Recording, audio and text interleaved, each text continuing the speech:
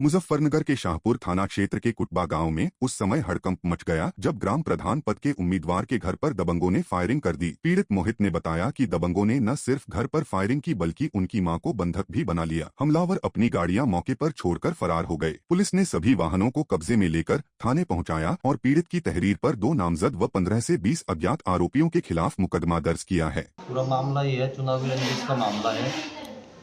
गांव के 2 लड़के गांव के थे, 15 से 20 अज्ञात लोग थे।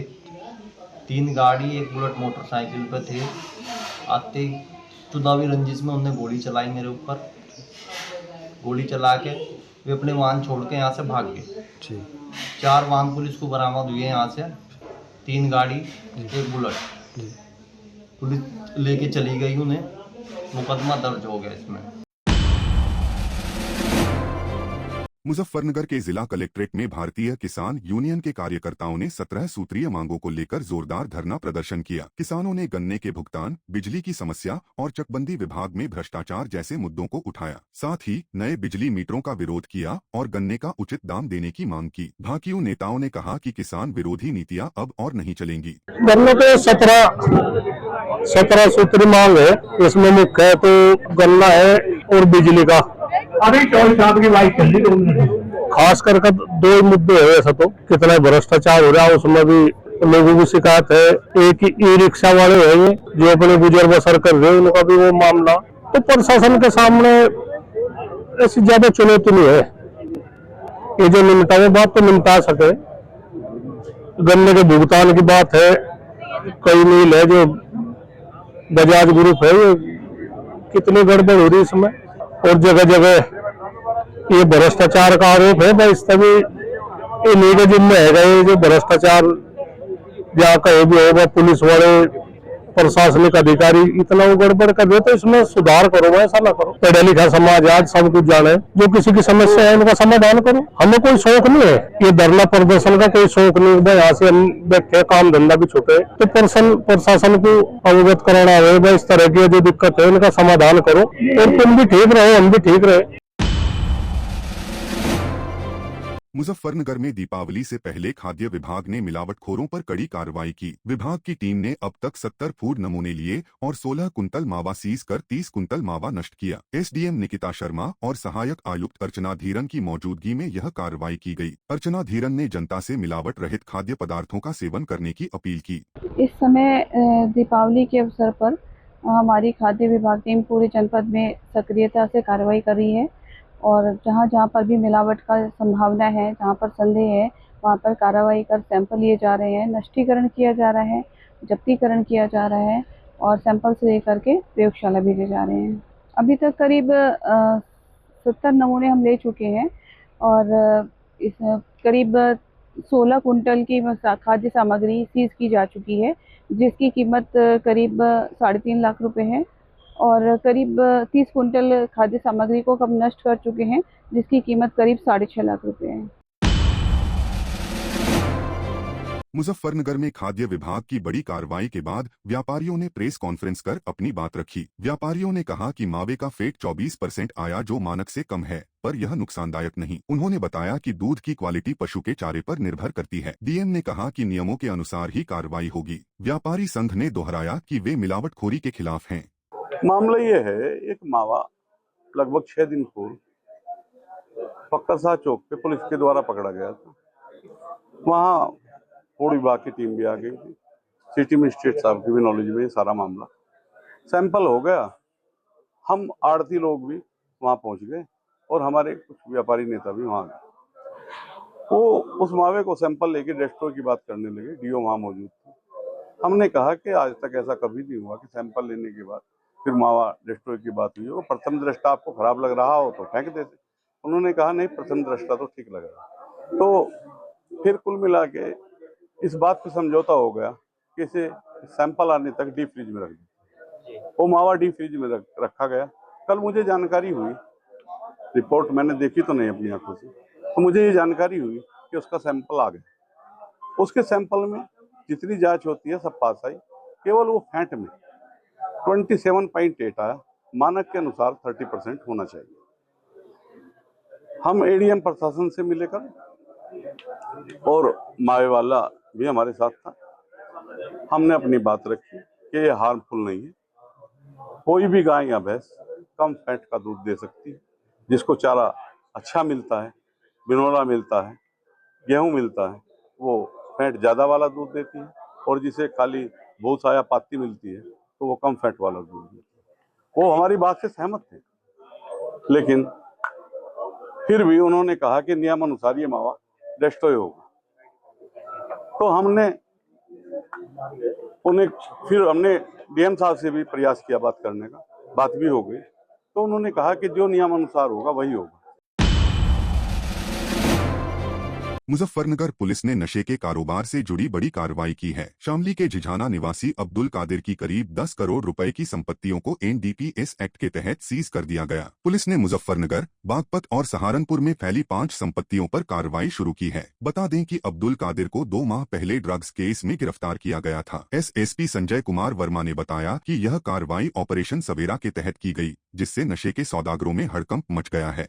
दिनांक 15/10/25 को सक्षम प्राधिकारी न्यायालय जो दिल्ली में बैठता है, इसके द्वारा आदेश किया गया है अब्दुल कादिर, जो 19/8/25 को बुढ़ाना थाने से स्मैक बरामदगी में, करोड़ों की स्मैक बरामदगी में जेल भेजा गया था। इसकी प्रॉपर्टी का चिन्हीकरण किया गया था। इस ऑपरेशन सवेरा के तहत ये कार्रवाई लगातार DGP sir, AD zone sir और डीआई सर के निर्देश में चल रही थी, जिसके परिदृश्य में इसके खिलाफ जो 5 मुकदमे हैं अब्दुल कादिर के खिलाफ, जो मूलतः झिझाना शामली का निवासी है तथा सहारनपुर में इस समय निवास करता है। इसके द्वारा 5 प्रॉपर्टियां जो है ये चिन्हित किया गया था। ये नारकोटिक्स का धंधा करके ये कमाया था, जिसमें 546 वर्ग मीटर का आवासीय भूखंड मुजफ्फरनगर में है। साथ ही साथ आवासीय 2 मंजिला मकान 307 मुजफ्फरनगर में, 307.50 वर्ग मीटर का कृषि भूमि योग्य जमीन थी 0.068 हेक्टेयर मुजफ्फरनगर, 344.44 वर्ग मीटर आवासीय भूखंड बागपत में, 156.8 वर्ग मीटर 2 मंजिला आवासीय मकान सहारनपुर में। इसका जितने भी मामले इसके हैं दर्ज है, इसके खिलाफ आपराधिक सब एनडीपीएस एक्ट के अभियोग दर्ज थे अब्दुल कादिर के। मुजफ्फरनगर में पुलिस ने करोड़ों रुपए के जीएसटी घोटाले का पर्दाफाश किया है। खालापार कोतवाली पुलिस ने जीएसटी विभाग के साथ संयुक्त अभियान चलाकर 2 मुख्य आरोपियों मोनू उर्फ महबूब और रहीश मलिक को कोटद्वार से गिरफ्तार किया। आरोपियों पर फर्जी कंपनियों के नाम पर बिल बनाकर भारी टैक्स चोरी करने का आरोप है। इस कार्रवाई के बाद प्रशासन में हड़कंप मच गया है, जबकि कंपनी मालिक और डायरेक्टर की भूमिका की जाँच जारी है। मुजफ्फरनगर में महिला सुरक्षा को लेकर प्रशासन सतर्क दिखा। डीएम उमेश मिश्रा और एसएसपी संजय वर्मा ने सखी सेंटर का औचक निरीक्षण किया। दोनों अधिकारियों ने वहां की व्यवस्थाओं की बारीकी से समीक्षा की और महिला सहायता सेवाओं, हेल्पलाइन और काउंसलिंग की स्थिति की जांच की। उन्होंने स्पष्ट निर्देश दिए कि किसी भी पीड़िता को तत्काल मदद दी जाए और किसी भी तरह की लापरवाही या देरी पर कड़ी कार्रवाई की जाएगी। प्रशासन ने महिला सम्मान और सुरक्षा को सर्वोच्च प्राथमिकता बताया।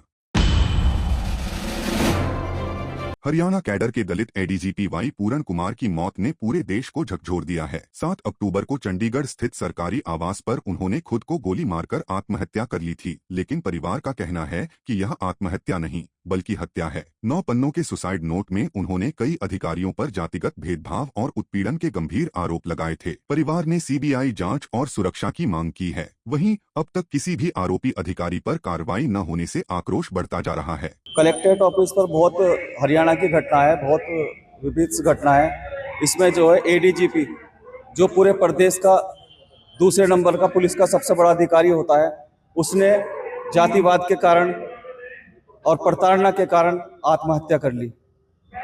जातिवाद इतना हावी है कि हम सोचते थे कि गरीब तबके पर ही जातिवाद हावी है, लेकिन आज ये टारगेट करने लगे सीजीआई को भी, एडीजीपी को, और उनकी जो वाई पूरन सिंह है, उनकी पत्नी भी आईएएस ऑफिसर है। उन्होंने 8 दिन तक उस सब को रखा कि हमें सरकार से कोई सहायता मिल जाए, सरकार से कोई आश्वासन मिल जाए, लेकिन 9वें दिन उन्हें मजबूरी में उसका सरकार कोर्ट के निर्णय के द्वारा उसका अंतिम संस्कार करना पड़ा। हमें बहुत दुख है इस बात का, दलित समाज के लोगों को, कि आज तक भी जो उसमें नामित अधिकारी हैं, ना तो उनकी कोई गिरफ्तारी हुई है, ना उनको सस्पेंड किया गया है, ना ही उनके खिलाफ कोई कार्रवाई की है। और बल्कि इसे जातीय रंग देने के लिए एक संदीप लाटर आईएएस है, एसआई संदीप लाटर एएसआई, उसने जो है बिना बात आत्महत्या कर ली ताकि इसको डाइवर्ट किया जा सके और दोषियों को बचाया जा सके। छत्तीसगढ़ के बलरामपुर जिले के रामानुजगंज में स्वच्छ भारत मिशन ने एक नई मिसाल कायम की है। यहाँ की महिलाएं न सिर्फ स्वच्छता को अपना जीवन मंत्र बना चुकी हैं, बल्कि इसे अपनी आजीविका का जरिया भी बना लिया है। स्वयं सहायता समूहों की महिलाएं घर घर जाकर कचरा एकत्र करती हैं और उसका पुनर्चक्रण कर आय अर्जित करती हैं। वार्ड नंबर 1 की प्रगति वन महिला समूह की सचिव सरस्वती ठाकुर ने बताया कि 2016 से महिलाएं डोर टू डोर कचरा संग्रहण कर स्वावलंबन की राह पर आगे बढ़ रही हैं। हम लोग सुबह डोर टू डोर कलेक्शन में निकलती हूँ और कलेक्शन करके आके जो भी समय बचता है उसमें हम लोग दिया हुआ बनाते हैं। और 2016-17 से मतलब वो जो स्वच्छ भारत मिशन चालू हुआ है उस समय से हम लोग के मोदी जी रोजगार दिए हैं। उस समय से हम लोग घर में बैठते थे, महिला लोग सब रोजगार अपना अपना कर रहे हैं, अपना कमा खा रहे हैं अच्छे से। और दिया बनाने के लिए हम लोग के नगर पंचायत अध्यक्ष रमन अग्रवाल भैया और सीएमओ सर और प्रभारी हम लोग के विनोद भैया हैं। ये लोग बताए कि कुछ काम करना है, आगे बढ़ना है तो और कुछ आगे काम करके दिखाओ। कार्यक्रम चल रहा था, इसमें महिलाएं स्वच्छता के अलावा एक्स्ट्रा एक्टिविटी करती हैं। जैसे अभी जो यहाँ पे देखेंगे आप दिया बना रहे हैं, तो ये दीपावली के टाइम एक्स्ट्रा एक्टिविटी करते हैं। कचरा उठाने के बाद सुबह दोपहर के बाद शाम को यहाँ पे एक्टिविटी करते हैं, तो ये इनका एक्स्ट्रा इनकम हो जाता है। और दरअसल ये स्वच्छ भारत मिशन शहरी जो है प्रधानमंत्री माननीय श्री नरेंद्र मोदी के द्वारा शुरू किया गया था। उसके बाद से स्व सहायता समूह के माध्यम से महिलाओं का चयन किया गया और महिलाएं का ही इसमें सहभागिता होता है।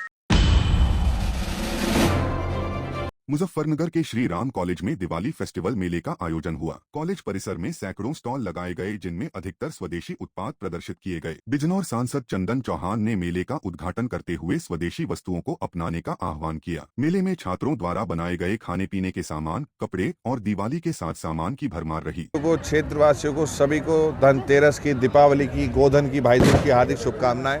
आज प्रधानमंत्री जी की प्रेरणा के अनुरूप जो स्वदेशी अपनाने का एक बड़ी प्रेरणा, बड़ा विजन आदरणीय प्रधानमंत्री ने दिया था, उन्हीं की बातों को आगे लाते हुए आज श्री राम कॉलेज ग्रुप के अंदर एक बड़ा विराट दिवाली मेला लगा और हमें देख के खुशी महसूस हुई कि यहाँ उन प्रधानमंत्री जी की प्रेरणा को आगे बढ़ाते हुए देश के संस्कारों को, देश की विचारधारा को स्वदेशी अपनाने को लेके यहाँ सभी लोगों ने अपने स्टॉल्स लगा रखे हैं जो अभूतपूर्व हैं। मैं आपके चैनल्स के माध्यम से उम्मीद करूँगा कि आप सब लोग भी प्रेरणा दें और इनमें विजिट करें, इन कार्यक्रमों में, और विजिट करके भी यहाँ उत्साहवर्धन करने का काम करें। मुजफ्फरनगर के सरस्वती शिशु मंदिर इंटर कॉलेज में दीपावली महोत्सव बड़े उत्साह और पारंपरिक उल्लास के साथ मनाया गया। विद्यालय को दीपों, फूलों और रंग बिरंगी झालरों से सजाया गया। छात्रों ने रंगोली, दीप सज्जा और ग्रीटिंग कार्ड प्रतियोगिता में अपनी कला का प्रदर्शन किया। प्रधानाचार्य कौशल आर्य ने सभी को दीपावली और अन्य त्योहारों की शुभकामनाएं दी। पूरे कार्यक्रम में भारतीय संस्कृति और एकता की झलक देखने को मिली। बतौर जज पे यहाँ पे रंगोली और ग्रीटिंग कार्ड और दीप सज्जा प्रतियोगिता है। उसमें प्रतिभागी बच्चों को फर्स्ट, सेकंड, थर्ड पुरस्कार किया जाएगा। बच्चों ने ग्रीटिंग कार्ड बहुत अच्छे बनाए हैं और दीप भी बहुत अच्छे बनाए हैं। रंगोली भी बहुत अच्छी है और हम लोग यहाँ पर बच्चों को प्रोत्साहित करने के लिए आए हैं। आज सरस्वती शिशु मंदिर इंटर कॉलेज केशवपुरी मुजफ्फरनगर में दीपावली और उसके निकट आने वाले जो पंच त्योहारों की श्रृंखला है वो मनाई गई है। यद्यपि अर्धवार्षिक परीक्षाएं भी चल रही हैं, लेकिन उतने के बाद भी हमारे विद्यालय के भैया बहनों ने ग्रीटिंग कार्ड प्रतियोगिता, एक रंगोली प्रतियोगिता और एक दीप सज्जा प्रतियोगिता, 3 प्रतियोगिताओं का आयोजन हुआ था और उसमें बड़ी मात्रा में भैया बहनों ने प्रतिभाग किया है।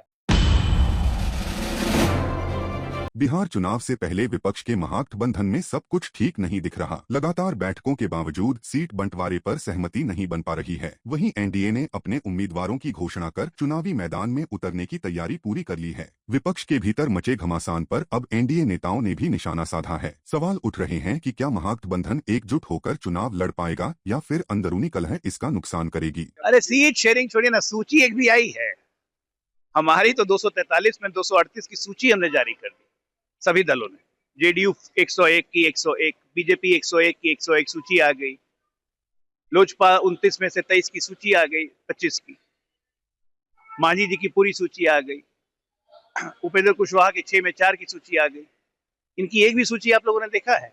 कंफ्यूजन ही कंफ्यूजन है। नो गठबंधन, ओनली लठबंधन। एक दूसरे को मारेंगे, कौवे की तरह नो चोच मारेंगे। ये तो स्पष्ट हो गया ना जी, कल नॉमिनेशन का आखिरी दिन है और विधिवत घोषणा नहीं हुई है। एनडीए को देखिए, एनडीए में भारतीय जनता पार्टी, जदयू, राष्ट्रीय लोक मोर्चा, लोक जनशक्ति पार्टी और हिंदुस्तान अवाम मोर्चा ने विधिवत घोषणा की है, सार्वजनिक किया है, उम्मीदवार सिंबल लेकर के मैदान में जा चुके हैं। और वहीं दूसरी तरफ देखिए, कोई स्पष्टता नहीं है, कोई क्लैरिटी ऑफ थॉट नहीं है, कोई नीति नहीं है, कोई नेतृत्व नहीं है। आपने दिया भी, आपने बोनी किया भी, तो किससे बोनी किया? देखिए, वीआईपी पार्टी पूरा साथ रही है, यात्रा में पूरा सहयोग उसने दिया है और सारे समाज का रिप्रेजेंटेशन दिया है। तो जरूर है जो हमारे महागठबंधन के साथी हैं वो एक साथ हम आगे चल रहे हैं और मजबूती से आगे बढ़ेंगे और चुनाव जीतेंगे भी।